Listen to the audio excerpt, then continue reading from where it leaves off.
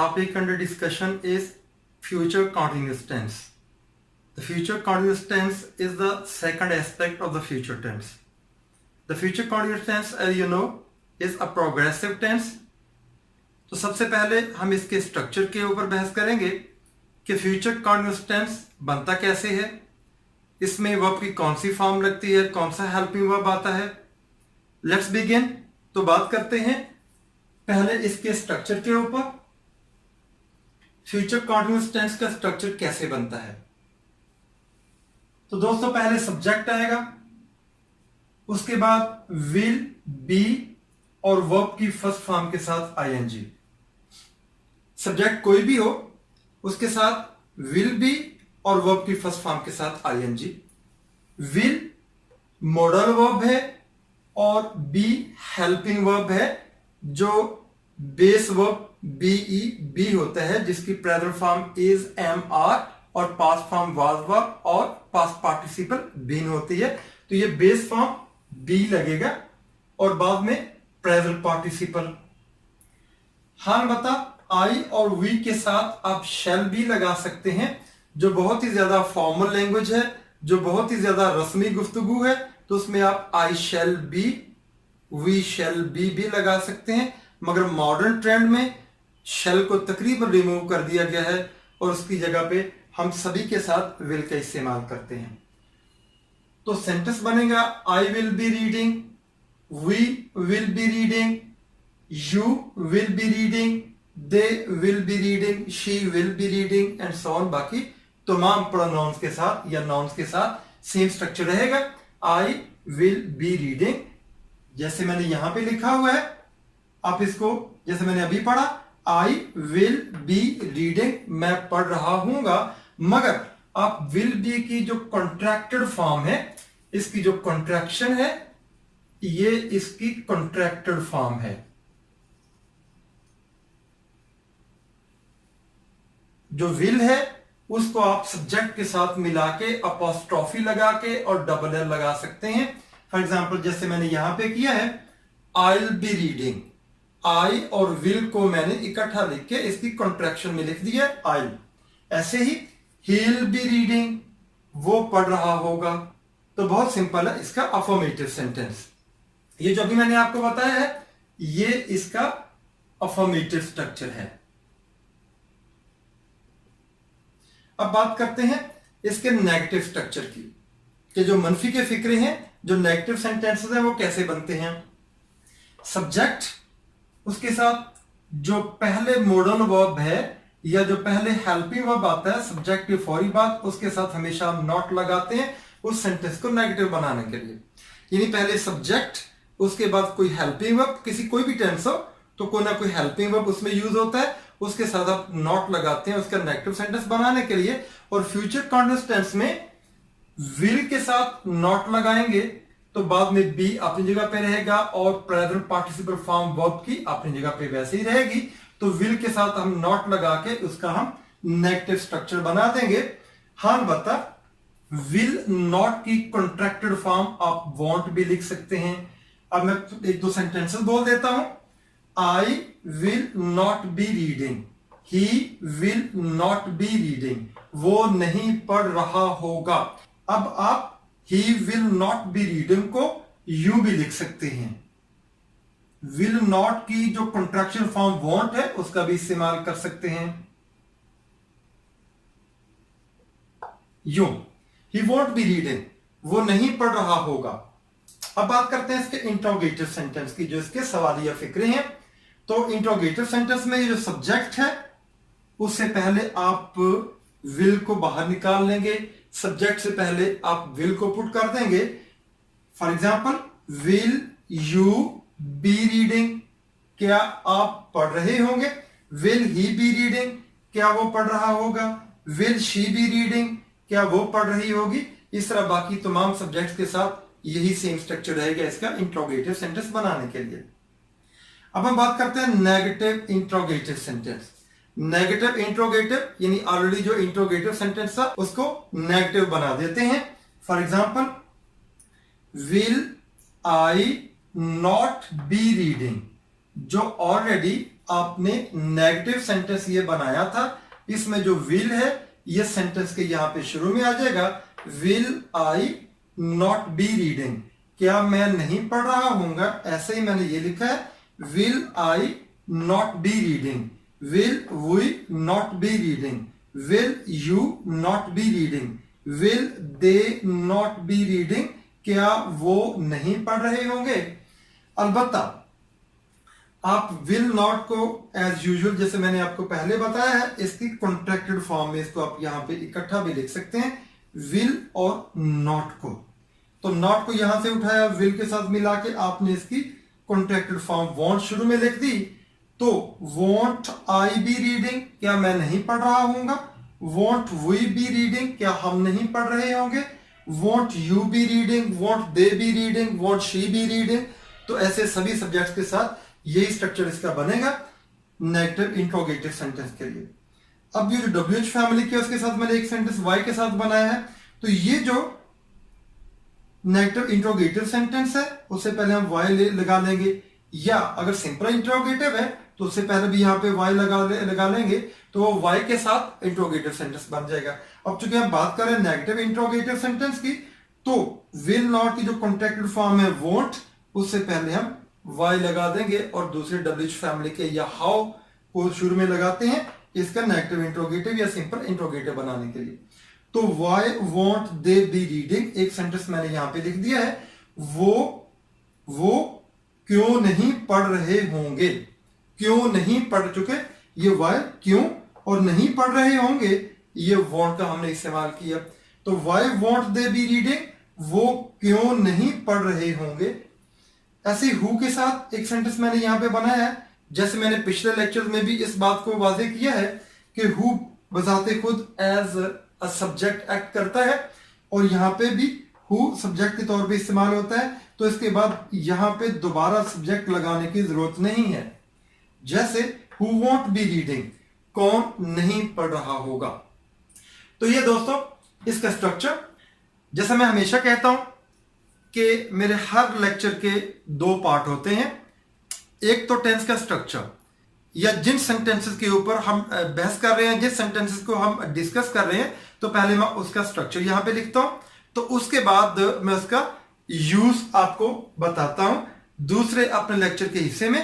जो मेरे लेक्चर का दूसरा हिस्सा होता है उसमें आपको उस टेंस का, उन सेंटेंसेस का अमली तौर पे इतलाक कहां पे होता है, कहां पे हम उसको इंप्लीमेंट करते हैं, वो टेंस कहां पे इस्तेमाल होता है। तो जहां तक फ्यूचर कॉन्टिन्यूअस टेंस की बात है, तो ये मैंने यहां पे इसका इस्तेमाल लिखा हुआ है, ये यहां पे यूज होता है, और प्रैक्टिकली हम इस तरह के सेंटेंसेस में इसको इस्तेमाल करते हैं। For example, the future continuous refers to an unfinished action that will be in progress later than now in future. जो फ्यूचर कॉन्टिन्यूअस टेंस है वो ना खत्म होने वाले एक्शन को शो करता है, जो प्रोग्रेस में होता है, जो जारी होता है फ्यूचर में, आने वाले वक्त में, या अब के बाद में। तो अब के बाद की बात यानी आने वाले वक्त में, आने वाले टाइम में, फ्यूचर में। तो ये बात याद रखिए, पहले मैं आपको बता चुका हूं, जो प्रेजेंट कॉन्टिन्यूअस टेंस है या पास्ट कॉन्टिन्यूअस टेंस है, तब भी मैंने इस बात को क्लियर किया था कि ये चूंकि प्रोग्रेसिव टेंस होता है और इसमें जो एक्शन है वो अपने टेंस में अनफिनिश्ड होता है और जारी होता है। अगर ये पास्ट कॉन्टिन्यूअस टेंस है तो पास्ट में, माजी में जो कॉन्टिन्यूटी है उस एक्शन की वो जारी होती है, वो अनफिनिश्ड होती है। ऐसे ही जो प्रेजेंट में होती है तो एक्शन की कॉन्टिन्यूटी जारी होती है, वो अनफिनिश्ड होती है। ऐसे यहाँ पे फ्यूचर में भी इसकी जो कॉन्टिन्यूटी है वो अनफिनिश्ड है। फॉर एग्जाम्पल यहाँ पे मैंने दो सेंटेंस लिखे हुए हैं, he will be waiting for me at the bus stop, वो बस स्टॉप पर मेरा इंतजार कर रहा होगा। अगर तो हम इसको प्रेजेंट कॉन्टिन्यूअस में लेके जाएं तो हम कहेंगे वो बस स्टॉप पर मेरा इंतजार कर रहा है, और अगर हम इसको पास्ट कॉन्टिन्यूअस टेंस में लेके जाएं तो ये बनेगा वो मेरा इंतजार कर रहा था। अब चूंकि ये फ्यूचर कॉन्टिन्यूअस टेंस में है तो लेटर देन नाउ, अब के बाद की बात है, फ्यूचर की बात है, तो फिर बनेगा ही will be waiting for me at the bus stop, वो बस स्टॉप पर मेरा इंतजार कर रहा होगा। ऐसे नेक्स्ट सेंटेंस है, I will be seeing Ali at the meeting next week, अगले हफ्ते मैं मीटिंग में अली से मिलूंगा। मुराद ये मैं अगले हफ्ते मीटिंग में अली से मिल रहा हूंगा। मुराद ये कि अगले हफ्ते मीटिंग में मेरी मुलाकात अली से हो रही होगी। तो नेक्स्ट इसकी इंप्लीमेंटेशन होती है रिक्वेस्ट फॉर इंफॉर्मेशन। इंफॉर्मेशन के लिए जब हम किसी से कोई रिक्वेस्ट करते हैं तो अमूमी तौर पे उसमें भी फ्यूचर कॉन्टिन्यूअस टेंस का इस्तेमाल करते हैं। जैसे will you be coming to the party tonight, क्या पार्टी में आज रात आप आ रहे होंगे।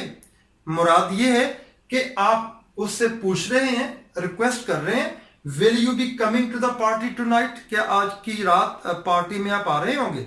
मुराद ये कि क्या आज की रात को होने वाली पार्टी में आप शामिल होंगे, आप आएंगे।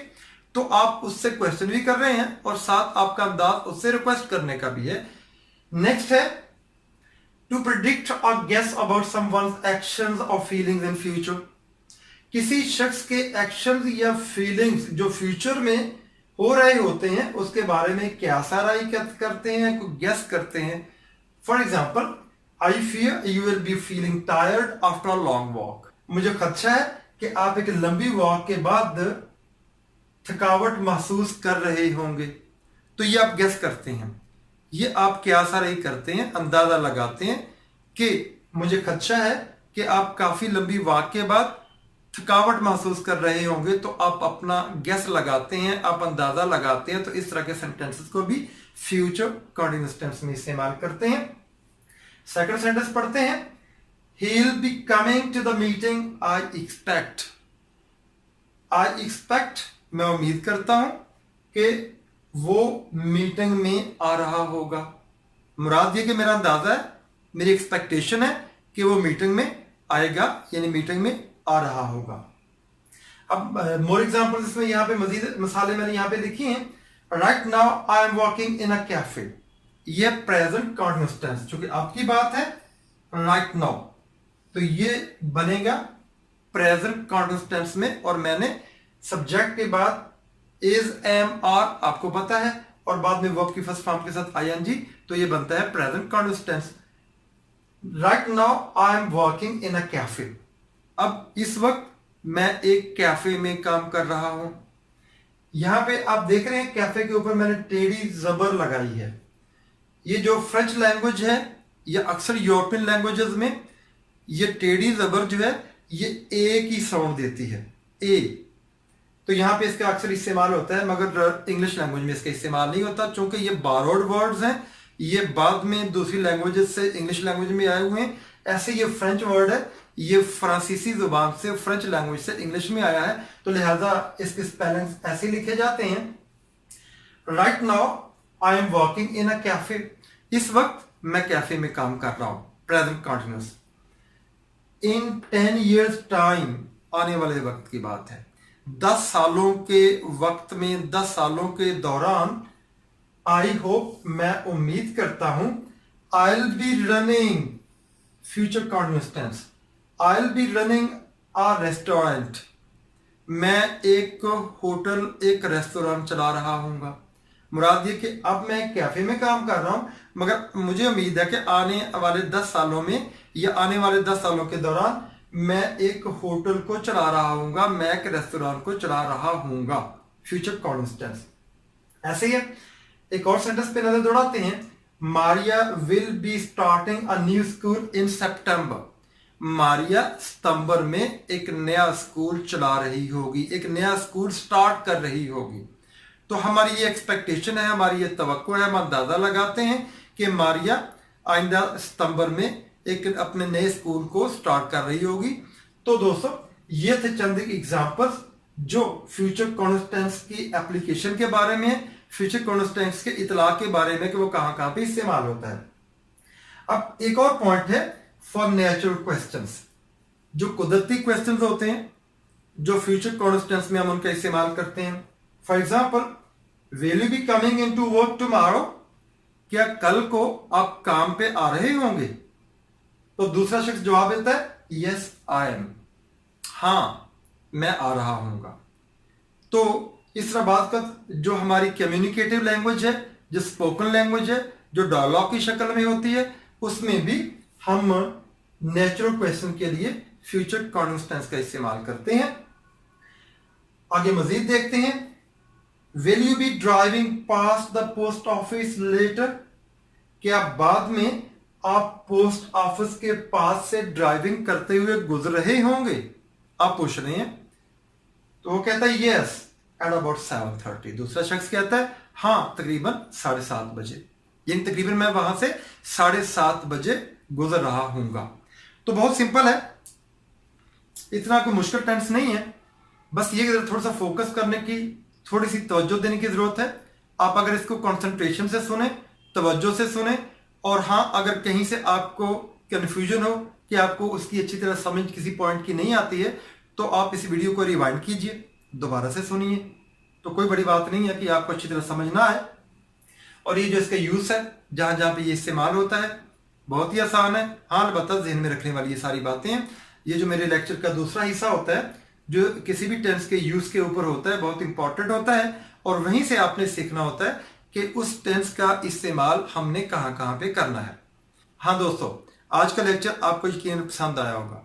आप जरूर इसको लाइक करेंगे, और मैं आपसे ये हमेशा कहता हूं कि मेरे लेक्चर्स को आप दोस्तों से शेयर भी किया कीजिए, और इसको सब्सक्राइब जरूर कीजिएगा, क्योंकि जो ही आप इसको सब्सक्राइब करेंगे और मेरी हर नए आने वाला जो अपलोड होने वाला लेक्चर होता है वो आपके YouTube के पेज के ऊपर आ जाया करेगा।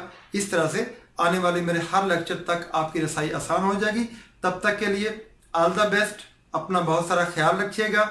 अल्लाह हाफिज। फ्रेंड्स, मैं उम्मीद करती हूँ कि आप हमारे चैनल को शेयर भी करेंगे, लाइक भी करेंगे और सब्सक्राइब तो ज़रूर करेंगे। इससे हमारे वीडियो लेक्चर्स आप तक पहुँचते रहेंगे। Thank you.